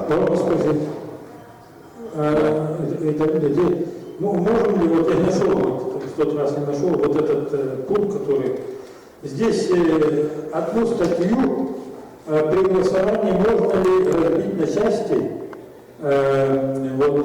значит, второй пункт. Государственное собрание состоит из 48 народных депутатов Республики Саха-Якутия. Вот первое предложение, отдельно. Потом второе предложение. 36 народных избираются по одномандатным избирательным, 12 по республиканскому избирательному округу, пропорционально числу голосов. Вот. И тогда будет как бы последовательность действий. Вот это регламент, я думаю, позволяет. У нас сейчас в данный момент в Конституции прямо так и написано. То есть вот как здесь вот текстовка есть, просто сейчас меняется количество народных депутатов и по одномандатному, и по партийному списку. По самой текстовке Конституции так. У меня конкретное предложение после выступления депутата. 36, вот, не надо вот этот вот момент указывать. Я еще раз говорю. Вот есть исследование, то я говорил, через 10 лет в Якутске будет проживать 500 тысяч населения. Значит, весь Илтумен, большая половина депутатов Илтумена будет из города Якутска. Вот это неправильно. Понимаете? Вот, поэтому вот 36 не надо вот это вот писать, да? Это там у них есть, это у них есть. Да, вот это у них есть. Поэтому вот это 36 не надо писать. 70 это достаточно. Как там будет уже? Это уже надо. Мы же говорим о Конституции, которая вносятся изменения. В Конституцию надо добиться, чтобы количество было 70. А как артикулировать уже сам Илтумен, это уже закон, конституционный закон о государственным собранием. Вот там надо уже относиться. Я пока вопрос снимаю, да, для большей определенности, и прошу, если можно, да, Роза Васильевна, вот, значит, передайте, пожалуйста, микрофон Розы Васильевне, да. Значит, повторяю, город Алдан, издалека. Я всех приветствую, особенно Ивана Ивановича Шамаева, который пригласил меня сюда вот на этот, можно сказать, общественный форум, потому что придается огромное значение гражданскому общественному мнению. Именно вот так создается демократическое общественное мнение. И это я впервые наблюдаю именно здесь. И я с таким интересом шла сюда, чтобы услышать варианты, полифонию голосов, мнений, мыслей, размышлений, может быть, где-то противоречащих друг другу, но очень важных, очень важных. Каждое предложение, конечно, нужно посмотреть, обсудить и так далее. Я что хочу сказать? Да, я коммунист. Я шла к депутатскому мандату 10 лет депутатской работы в Алданском районном совете. 10 лет. 2 созыва. Значит, в одной комиссии, которая, знаете, работала и по вопросам здравоохранения, науки, социальных вопросов, жилья и так далее, и так далее. Вот так вот нарабатывается опыт работы будущего депутата. И поэтому я что хочу сказать. Вот сколько мнений, сколько мыслей, столько мнений, и поэтому очень важно не упустить то, как мы будем идти вот именно вот в гражданском самосознании к настоящему демократическому парламенту. Конечно, я за то, чтобы было 70 депутатов, 50 на 50. Вот я сама одномандатник. Вы знаете, я боролась с 3 молодыми людьми, но путем многолетних вот этих вот, вы знаете, общений с народом, с простым народом, путем того, чтобы разъяснять направление своей деятельности, это надо было собирать действительно людей на площадях и говорить ясно, четко и просто. И я говорю точно так же ясно, четко и просто, почему на сегодня депутаты не добьются того, чтобы в нашей республике не правили крупными компаниями люди со стороны, что у нас нет своих руководителей. Этот вопрос я задавала нашему главе республики и говорила, давайте вернем предприятиям народное управление в том плане, чтобы расприватизировать все это. Мне сказал Айсен Сергеевич, 28 лет назад тому прошла приватизация, вы об этом больше вопрос не поднимаете. Но я буду поднимать вопросы, я буду поднимать вопросы защиты рабочего на предприятиях, работы в шаговой доступности. Я буду поднимать защиты лесов Алдана и Амги, как говорится, бескомпромиссно. Поэтому я очень благодарна тому, что я попала к вам сюда и многое услышала для себя. Спасибо. Спасибо. Ольга Николаевна Светлана, «Справедливая Россия». Да, добрый день, уважаемые присутствующие. Саргидаева Ольга Николаевна. Но представляю я сама себя, не так от партии, но тем не менее. У партии есть линия. Эта линия была озвучена Федотом Ивановичем Тумусовым. Сохраняем 70 депутатов и 50 на 50. Ну, действующая структура, которая есть, да. Второе, то, что мы должны, наверное, повременить с принятием изменений, поскольку у нас осенью 2021 года выборы в Государственную Думу Российской Федерации, и после этого как бы возвращаться к этому вопросу. Да, ну вот это вот принципиальная позиция «Справедливой России». Я как вот Саргидаева, да, сама тоже поддерживаю то, что 70 человек должны оставаться. Мне импонирует то, что у нас сегодня очень такая разношерстная компания, скажем, да, и эта компания которые прошли огонь, воду и медные трубы, как говорится. И мне нравится то, что сегодня именно звучит 70, да? И мы не должны, наверное, уходить в частности, которые вот каким образом должен формироваться, сколько на сколько, многомандатная, пропорциональная система. Это большей части приведет к разногласиям между нами, да? Поэтому мы должны как одно целое исходить от того, что сегодня мы вот постановили 70 человек должны оставить. И на этом точка. А какие-то там внутри, у кого какие интересы, это потом, наверное, подойдем к этому вопросу. И каждый будет уже, когда защитим 70 человек, 70 депутатов, после этого давайте в частности будем переходить. Вопросы касательно представительства. Есть действительно закон, федеральный закон прямого действия, как вот все говорят, 67-й закон. И он отступление дает по формированию округов только 10% и 30%. Труднодоступных округах можно, в принципе, меньше на 30% сделать, да? И точку. Решить это образование многомандатных округов тоже это немножко неверное толкование закона, да? Поскольку все равно равное количество представительства требуется.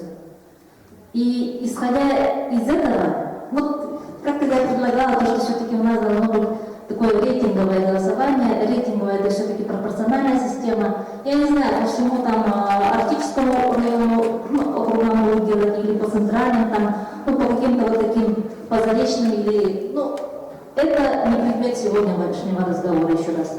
Поэтому, уважаемые присутствующие, спасибо то, что вы разделяете. Вот то, что сегодня Виталий Валерьевич рассказал, мы должны, наверное, ставить вопрос об ответственности парламента, да? Как вот движение 70, да? Конкретно должны поставить вопрос о реализации механизмов отзыва. Почему только должен ставить вопрос там в своем послании Илдархан? Мы тоже должны поставить вопрос, давайте поставим вопрос о нормальном отзыве народного депутата, об ответственности народного депутата, об наказах перед избирателями. Давайте если мы этот вопрос поднимем, то, скорее всего, у общества, мы же сегодня, мягко говоря, говорим о том, что активность населения упала на выборах, да? Люди не ходят на выборы. Если эти вопросы будут звучать, тогда, наверное, все-таки люди к нам повернутся. Спасибо.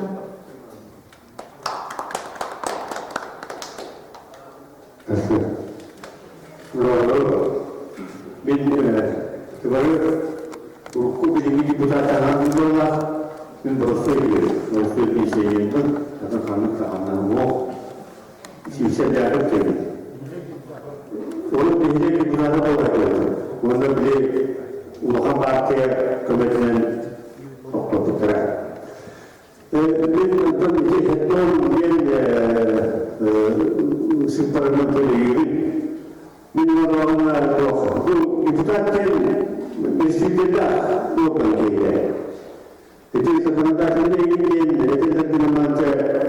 Нигерия нужны депутата лохан законодатель Бога. И что мы там именно это продукт, это доступно, это сухонное договор. Эти секторные органы сухонного коммунального управления это детально mereka nanti pura premier sebagai orang ini. Jadi semua mereka ingat semua orang fungsi ada. Orang peristiwa orang ke mungkin Wikipedia mungkin amaskan ke orang peristiwa orang kedua. Orang begini orang tinggi kita kita ini pasal ini kita topik memang begini kita tahu ada siapa tu муниципальный округ Пенькие было. И ты переехал в Словакию, и там было туда, округ, который не было Словакии. Kalau dia kenal di Mekah, saya belajar untuk itu restruktur tokoh ini hamil, jadi itu terus lalu kami jurus itu kalau mana ada terus mengenai itu sudah maksa. У меня такое конкретное предложение. На первом собрании, когда собираюсь в этом зале, мне дали поручение поработать с избирателями горного улуса. Я на той неделе хотел собрать народ, но народ почему-то не собрался. Через своих знакомых я начал подпись избирателей в поддержку движения Битмен-70. По всему Техникоспеху я собрал 5 подписей. Всего 5 подписей. Народ у нас пассивный, инертный, это понятно. И сейчас в горном улусе летом будут игры Манчары, поэтому там только одна тема. Больше темы Манчары, там никакой тема не проходит. Поэтому у меня конкретное предложение с представителей политических партий, вот здесь присутствует КПРФ, Справедливая Россия, может у вас там есть ячейки где-нибудь от партии, да, в горном улусе, да? Я хотел бы, чтобы мне оказали содействие в этом вопросе, чтобы собрать хотя бы приличное количество избирателей, и мы подготовили подписной лист на имя своего депутата в Тюмени, на имя Кабышевой Феодосии Васильевны. Мы, конечно, проведем собрание, соберем подписи и направим ее. Но вопрос в том, что Габышева, мы знаем, у нас член Единой России, и кто перевесит в этом случае? Или воля, желание своих избирателей, или партийная дисциплина. Вот я полностью поддерживаю предложение Ольги Николаевны в том, что должен быть механизм обязательно не только отзыва депутатов, но и его ответственность перед своими избирателями. Вот так, спасибо. Василий Трифонович, еще один Алексеев Гаврил Николаевич, депутат, наверное, по партийному списку. Думаю, плохого не такого болса после выступления. Джон Петрик, нам времени Николаевич, у меня конкретное предложение. Послание – это по статусу главы.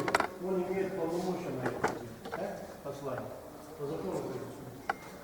И в течение этого созыва деятельности или Тюмень, вот это будет принято. Информирование, так сказать, по нашей законодательной работе. Правильно? Чтобы следующие выборы или Тюмень были уже по новой схеме. Их не перебьешь, потому что там Единая Россия преимущество. Куда они денутся? Вот опять возникает партийная дисциплина народа волеизъявления. Остается один путь законный. Вот я не знаю, можно сейчас скажет, извиняюсь, по отчеству не могу сказать, забыл. Референдумом от народа именно вот такой вопрос. Вы простой, за 70 депутатов или нет? А как будет формироваться это дело? Уже вопрос, так сказать, решения рабочих комиссий. Мне кажется, тогда мы только разбудим народ.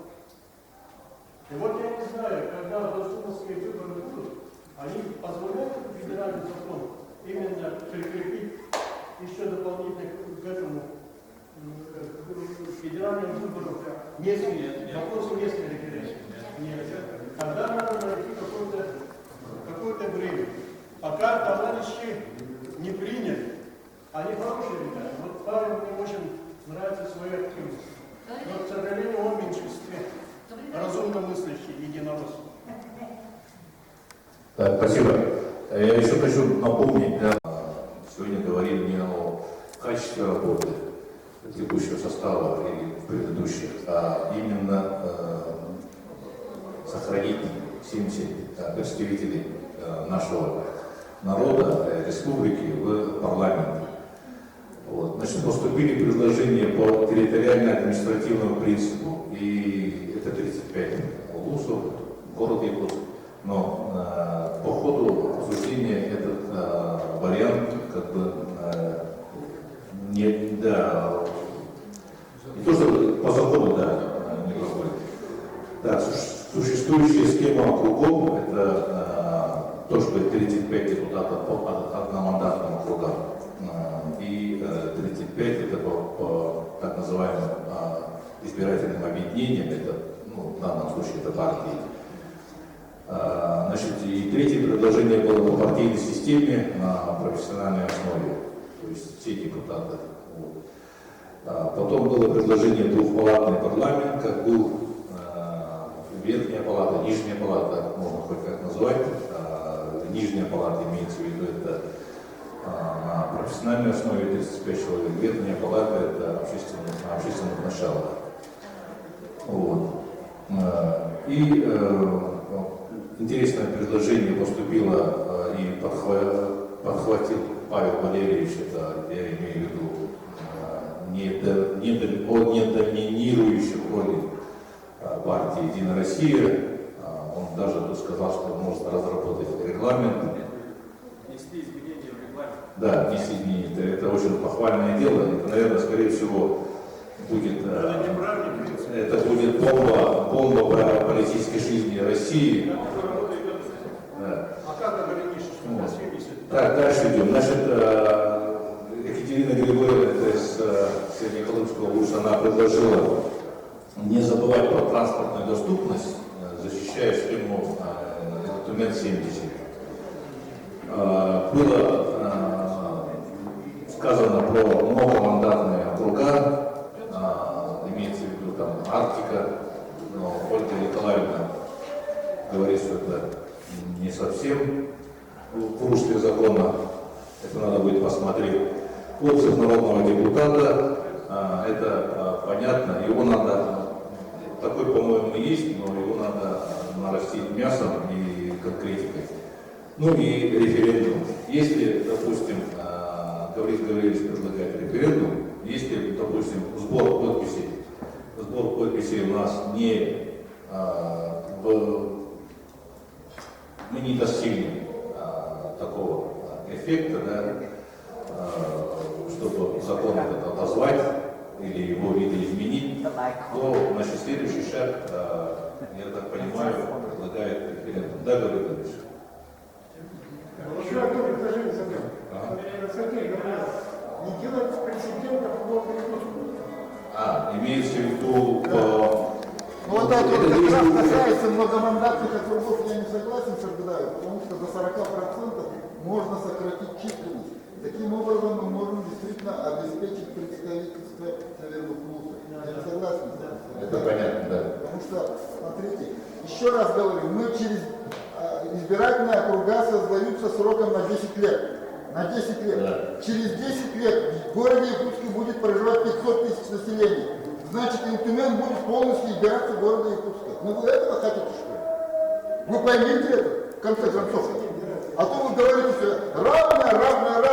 Надо создавать представительство. Вот надо думать об этом. Вот говорят, нет, не надо думать об этом. Как это не надо думать? Представительная природа парламента в первую очередь, а потом уже законодательно. Кстати, я так понимаю, что это прерогатива Интумена, да?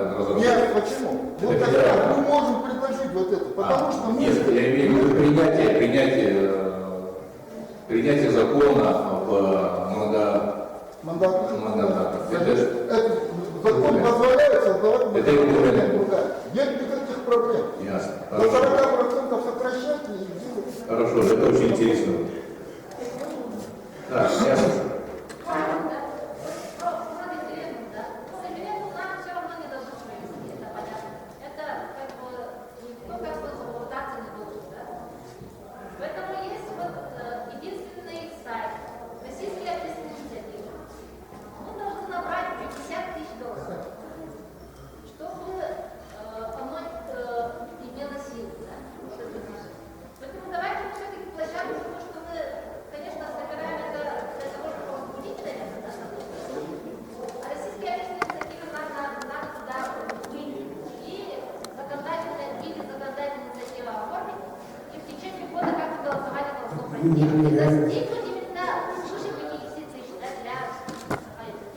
Давайте вот этот механизм используем Понятно. Это сайт российской. Общественная инициатива. Российская общественная инициатива – это именно все обсуждения законов, инициатив людей, граждан Российской Федерации, там обсуждается, именно защищены законом Российской Федерации. Хорошо, спасибо. Поэтому туда надо идти. Сейчас я пару слов. То, что выносить этот вопрос на референдум, я думаю, это нецелесообразно, потому что в народных массах какое понимание в депутате? То есть депутаты, они считают, что каждый депутат сидит на жирной зарплате, у него неприкосновенность, и он кроме того, что там ворует деньги, больше ничего не делает. То есть подписывать только через подписные листы, то это надо будет каждому человеку объяснять, что вот у меня только там, чуть больше трети депутатов, которые сидят на зарплате, остальные все на общественных началах, да. Чтобы у людей, а если на референдум вынести, конечно, будут люди. Надо меньше депутатов, чтобы меньше там, платить, да, расходов было. То есть у людей же, они не знают тонкости, то есть структуры документа. Спасибо. Я абсолютно солидарен с Сергеем, я в этом, конечно, я абсолютно солидарен с Сергеем, так? И этот вопрос поднимался, и я даже, если поднимать этот вопрос, то власть может пойти на референдум. Сделать это и свои пути.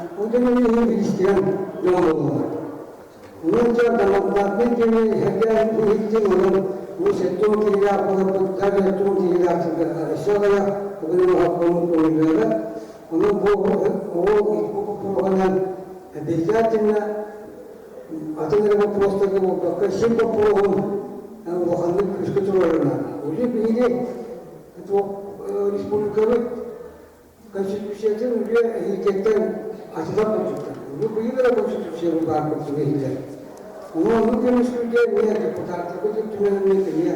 Кто тебя подална, он алараттың ең күшкенімізді атап меня конкретный ухап бишбарга. Эти общественные палаталар ең бағалады. Кебалда не директор биттонлар. Донлар палаталара, народный форумен. Onun buna bakanlar, tehlikeli bağımlılıktır.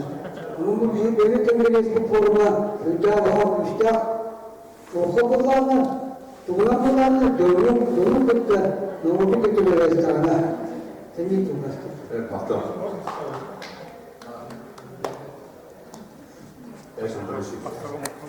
Ну, я хотел все-таки сказать последнее слово, да. Вот все красиво говорили, но на самом деле это детский лепет, все, кто выступали. Извините меня, но вы знаете, я единственный депутат, одномандатник, и 3-й, и 4-й созыв. Я так самый главный оппозиционер, и я безработный. Вы знаете, как сложно безработному депутату еще там жить на зарплату жены, присутствовать на сессии, пытаться вникать во все законы и защищать интересы населения. Вот все, кто выступали, в том числе и депутаты, товарищи ушло, они все с работы, зарплаты. Они приходят на сессию один раз в квартал, там, один раз в 2 месяца. Вот вы возьмите пример Сулустана Мэран. Это же был хороший депутат, очень хорошая женщина, но, извините меня, она без зарплаты. Вот была бы у нее заработная плата, работала бы она депутатом. Я считаю, что парламент республики был бы красивый. Вот сейчас вы все говорите 70, все тут выступили. И тут же сидите и ругаете действующий Илтумен. Вы просто все сейчас говорите о том, что Илтумен надо сохранить. И тут же сидите и говорите, что этот Илтумен бесхребетный, ничего не делает, он вот тут зависимый, все депутаты единороссы так и проголосуют. Ну о чем вы говорите? Вы просто хотите сохранить статус-кво. То есть фактически вот все, кто выступали, вот на зло, типа вот Илдархан там Айсен Николаев сделал, лишь бы на зло сказать, и мы не будем твою реформу принимать. Вот подпишите вы это дело, отправите. Я больше чем уверен, что Айсен Николаев найдет 20 аргументов, которые народ услышит, гораздо лучше поймет, чем все, что вы тут понаписали. Поэтому извините меня, я вот категорически не согласен с выводами этого совещания. Потому что я практик, я был депутатом, безработным, пытался отстаивать мысли, но это очень сложно. Вот так болтаться и приходить, работать, читать, да, без денег на авторучку, без помощника, без ничего. Ну вы подумайте все-таки, для того, чтобы мы... Ведь и слово-то представительное вы тоже как-то неправильно все используете. Вы поймите, прежде всего мы говорим о законодательной и исполнительной власти. Население через своих представителей в виде депутатов, которые имеют право принимать законы, должно исполнять в первую очередь законодательную функцию, чтобы исполнительная власть жила и работала по этим законам. И что вы прямо уперлись в партии? Какие-то ограничения там фракции и тому подобное. Извините меня, если 99% населения проголосует за Единую Россию, почему она не должна быть в Илтумене владеть 99% голосов? Значит, хорошая партия, значит, население так и проголосовало. Поэтому не надо пытаться все подменять понятия. Все должно быть логично выстроено. Поэтому еще раз, ну, не знаю, я, наверное, все равно вас не убедю. Просто вы поймите, профессиональный парламент – это следующий шаг, к которому должно стремиться общество. И в первую очередь нужно выбирать на партийной основе. Только тогда в партии придут и будут побеждать те партии, которые смогут привлечь таких людей, вот как Сулустан Мэран, как Иван Иванович, который бросит свое как директорское кресло, где заработная плата, думаю, там не ниже 200 000 рублей, а пойдет и будет работать как грамотный, умудренный опытом человек и заниматься законами, а не кто-то другой. Он хорошо занимается детьми, это хорошо, но если он решит стать депутатом Илтумена, я думаю, от этого республика только выиграет. И он будет этим заниматься и получать за это заработную плату. Вы поймите, а иначе мы так и останемся в болоте, дорогие мои. Ну, чушь вы так. Спасибо. Предложение, еще раз говорю, должно звучать, что не согласны с реформой, которую предложил Илдахан, потому что это отступление от парламентаризма, это отсутствие здравой логики. Второе, что должен быть, да, создан профессиональный парламент, и выборы должны быть только на партийной основе. Все. Вот это мое предложение. Идеальное, конечно. Я бы хотел видеть такую идеальную ситуацию. Зарплата не больше средней по республике, да? Это идеальная страна. Это, ну, я Борисович сказал про Норвегию и Швецию. Да, я согласен, там так и есть, и хорошо. Давайте мы резюмируем наше сегодняшнее собрание. Значит, первое, мы 100 депутатов в Думе, 70 человек. Это первое. Второе, значит, мы должны организовать сбор подписей. Ольга Николаевна предложила электронную площадку для сбора подписей. Мы эту тему изучим и запустим в дело. Сами немного забыли. И в деревнях, в сельской местности все равно сбор подписей руками она должна остаться. Сбор подписей мы делаем по округам избирательным, и каждый округ должен написать своим депутатам о том, что текст есть, значит, защитить действующее количество депутатов в Тюмени. Именно подписи собираются в таком порядке. Не просто так я против или я за, а каждому депутату делается так называемый наказ избирателя. Голосовать при обсуждении этого закона таким-то образом. Мы должны возродить это древнее, еще советских времен, действие избирателей к своему депутату, как наказ. Я сейчас передаю Ивану Ивановичу. Так.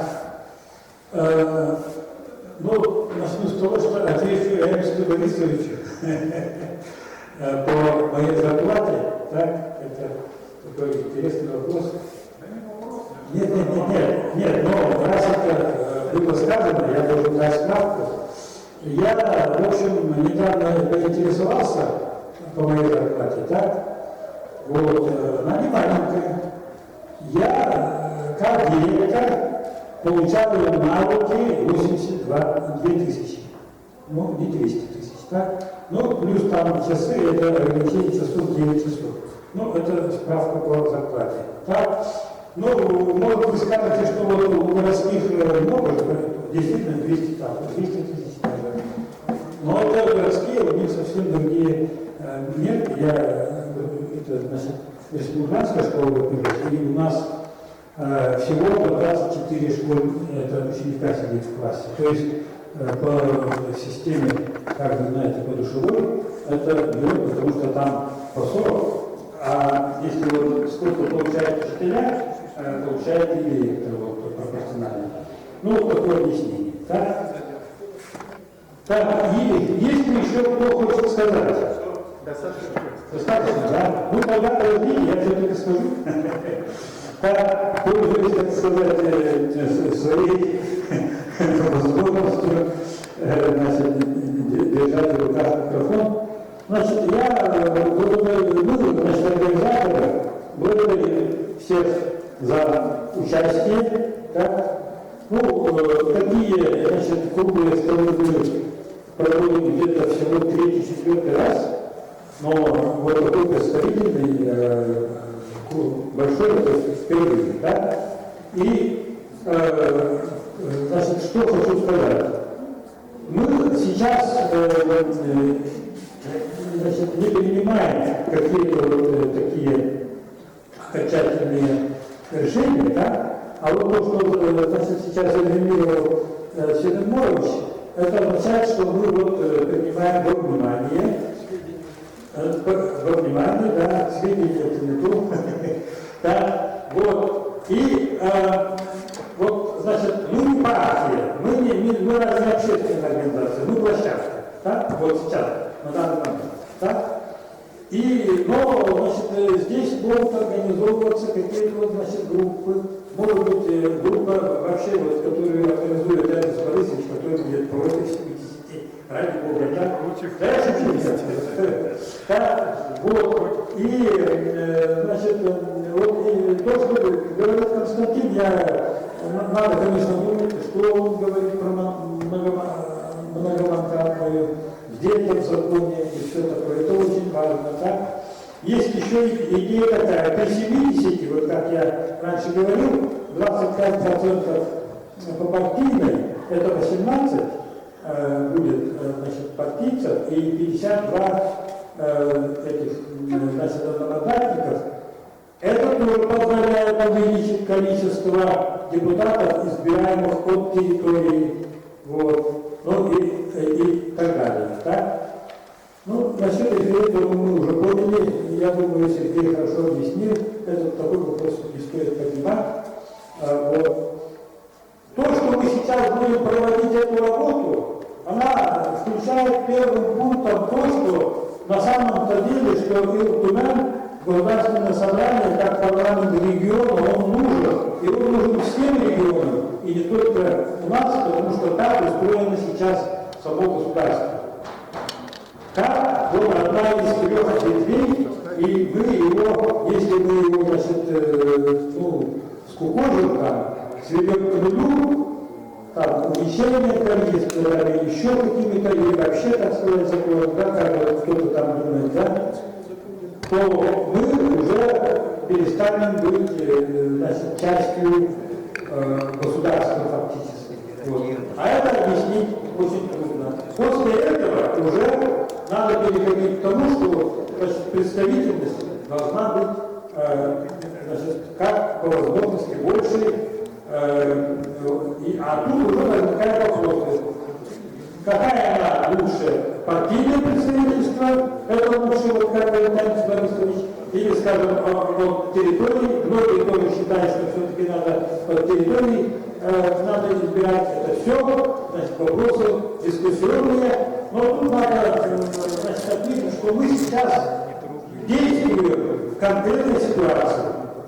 Конкретной ситуации. Какая у нас ситуация, мы знаем. И вот, значит, еще раз хочу повторить, что вот идея народной палаты, она сегодня в какой-то мере реализована. Я призываю вот присутствующих принять участие в, значит, организации такого, значит, института гражданского общества у нас в республике. Я, например, очень рад, что ну, никогда не видел партии РОС. Вот вижу, и люди, значит, не боятся, пришли, и, значит, вот ЛДПР, родители, мне говорили, что 2 ЛДПР будет, да? Ну, хоть один, значит, сидит ЛДПР. Мало коммунистов, так, вот, но хорошо, что вот один, значит, храбрый коммунистка, значит, у нас присутствует. Единороссов тоже очень мало. Группа коммунистов? Единороссов тоже очень мало, да. Вот. И, но, значит, Павел Валерьевич, он не является членом партии «Единая Россия», он является членом фракции «Единая Россия». Он мне объяснял это дело, так? Но мы его, естественно, воспринимаем единоросса. Тем самым у нас сегодня практически были представлены все партии и направления. Справедливая Россия, по-моему, сегодня в большом количестве, да? Хаскин-Град. Ольга Николаевна одна, что ли? Нет, сейчас сторонники Да, наши депутаты, второго, третьего созыва хочет говорить. Я абсолютно правильно сказал, да, Борисович, насчет того, что у нас даже почти как политическое преследование. Не специально говорят, не видите работу такая. Вот такие вещи, они распространяются до военного уровня. Там уже война идет из того, что родственников всех угоняют с работы, понимаете, да? И чтобы не было этого, я думаю, закон о народном депутате, по идее, должна быть, если народный депутат по статусу, да, то я думаю, исполнение власти надо то он должен обеспечить, допустим, этого товарища, ну, зарплатой, по крайней мере, не менее 70% получаемой от зарплаты этого самого. А депутаты, ну, еще поставили свой. Я думаю, исключительно юридически можно такое внести в закон. Тогда действительно, заявление написал, значит, комиссия власти не принимает, вызвали, поговорили, почему до сих пор ничего нет. А там действительно специально, значит, для человека могут таким образом пытаться ставить зависимость, значит, от этого дела. Я считаю, что тут надо принимать какое-то решение такое, уже само законе надо. Хотел по 48, я думаю, что я вот сказал, многие, может быть, не до конца поняли. Инициатива о 21 депутата, да? Количество депутатов 48. Ну, я думал, почему 46, 47, 48, да? И вот у меня возникла такая мысль, просто моя мысль, я ошибаюсь. Но смотрите, конституционный закон принимается квалифицированным большинством, 46 голосами. То есть, значит, это изменение в Конституцию, республиканскую Конституцию. Значит, есть уже 48 человек из нынешнего состава ТМН, которые готовы проголосовать за это. И всех их обратно в То есть 22 человека выделяют, а 48 человек уже есть. Вот сейчас вопрос такой, Иван Иванович, вот каким образом провести инициативу? Через депутатов. Право законодательной инициативы имеют депутаты, да? Ну вот согласен. Депутаты. А тут 48. Вот 48, она вот в чем лежит? 46 квалифицированное большинство, плюс 2 для подстраховки. Если 48 депутатов уже готовы проголосовать за этот проект, они проголосуют, ну, хоть 170 раз каждый. Да нет, ну вы поймите, Арсен Сергеевич очень грамотно это написал, 48. Не для того, чтобы... Нет, Арсен Сергеевич написал.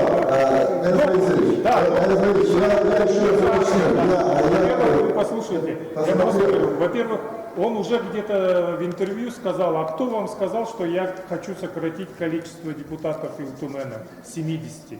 Он просто говорит о том, что вот будут 48 работать на профессиональной основе. Из них всего лишь 12, или сколько там получается, 25%, всего лишь 12 будет избираться по партийному списку. Вот о чем. И то, что вы сейчас напишете о 70, они скажут, ну вот, как бы, учитывая пожелания трудящихся, как обычно раньше писали, ну и решили сохранить 70, но в то же время законодательная инициатива 48 человек, 12 по партийному списку, вот вам получится еще более ручной парламент, чем сейчас существующий. Я об этом пытаюсь вам все объяснить. В послании нет там конкретно. Нету, у него нету в послании сокращения Илтумена, нету. Он его хочет сделать. Даже вы сидите и не понимаете. Поэтому мы вот во главу угла вынесли название наших движений Илтумен 70, не Илтумен там партийный, не Илтумен там какой-то. Мы просто вынесли. Это вот первый шаг, ребята. Это первый шаг. Илтумен сохранить вот это вот. Потому что объект необъятное невозможно. Мы не можем сейчас, сидя здесь, провести полноценную реформу законодательной в виде власти в республике Саха-Якутия и сделать так, чтобы всем это понравилось. Поэтому мы должны сейчас слона есть кусочками, а не пытаться проглотить полностью. Поэтому я предлагаю начать, во-первых, поддержать движение Илтумен 70, сплотиться вокруг него и начать распространять народ ходить, объяснять, что же это мы затеваем и к чему это приведет, и заняться сбором подписей. Потому что, я так понимаю, да, с референдумом мы уже опоздали. Потому что прерогатива проведения референдума, согласования, как показывает практика, все республиканцы, даже не муниципального, да, это очень сложная процедура. Это согласовывается далеко не ДП-1, ДП-2 и так далее. еще гораздо выше. Референдум, проведенный в муниципальном городке Аян Охотского района Красноярского края показал, да? Чего Краснодар? Хабаровска, да. 3800 человек жили. Они референдум пробивали через суд. Ребята, давайте спуститься на землю и понимать, с кем и как мы в каком окружении живем. Поэтому еще раз резюмируем окончательно, да, инструмент 70 это движение, общественное движение по сохранению представительства народа в парламенте Республики Саха-Якутия. И добиваемся мы это на законном основании, на законном поле и законными способами. И наиболее действенный на сегодня способ – это сбор подписей под наказ каждому депутату. Все. А все остальные вопросы, которые сегодня мы говорили 2,5 часа, про то, как должен быть, работать парламент и кто там должен быть, и каким образом он должен быть представлен, давайте мы в следующие разы соберемся, сначала защитим, а потом уже соберем и будем его рассуждать и смотреть, каким образом это будет. Хорошо? Спасибо всем.